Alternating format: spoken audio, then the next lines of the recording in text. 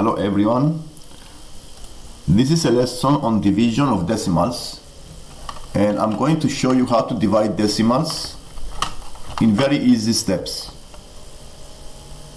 Here I have an example: 24.14 divided by 3.4. If you see the first number, it has two decimal places, and the second number, the divisor, has only one decimal place. And since we know that a division is like a fraction, we need to change it as an equivalent fraction by multiplication by 100. And the reason I use 100 is because the first number, the real number, is a two decimal place. So if I times both numbers by 100, then I can eliminate the point completely. So this is 2414 divided by 340. And doing the division using the method, I do the division according to the method, and I found, for example, I need to see how many times 340 goes to 2414. Well, good estimate is 7. So you may try the 7 here, and then you see it goes 2380. And subtracting the two numbers, you find the remainder is 340. And since 34, not 340, is 34. Since the 34 is lower, you put a 0 and then a decimal point, and then you check again how many times the 340 goes to 341 time, then it goes 0 remainder, and then the division is complete, so the answer is 7.1. Another example is this one: 31.11 divided by 5.1. I times both numbers by 100, so the number to divide is 3111 divided by 51, and we do the division using the proper methods of division. Short division, you see how many times 51 goes to 380, it goes 6 times, the remainder is 5. And then I use the other digit next to the remainder, so it's 51. How many times 51 goes to 51? 1 time.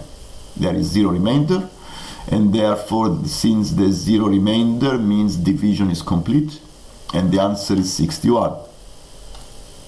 Another example is 60.68 divided by 8.2. Again, I have two decimal places for the number and one decimal place for the divisor. So I times both numbers by 100, and then the division is 6068 divided by 820. And you see how many times the 820 goes into the 6068, it goes 7 times, remainder is 328. Since this number is lower than 820, you go and put a 0 next to the number, to the remainder, and a decimal point above the line. And you see again how many times 820 goes into 3280. It goes 4 times, 0 remainder. The 0 remainder means division is complete, and the answer is the one you have above the line is 7.4. Let's check this one: 14.31 divided by 2.7. I still times both numbers by 100, so I divide 1431 divided by 270, and I need to see how many times the 217 goes to 1431, and goes 5 times, remainder is 81. Since the 81 is lower than the divisor, I put a 0 next to the remainder, and I do the division again with these two numbers, and it goes 3 times, 0 remainder, and therefore the answer is 5.3, is the number I have above the line. Let's do more examples to see how the method works. And you see here again two decimals, and the number is 2 decimal places, and the other is 1, but you still need to times by 100.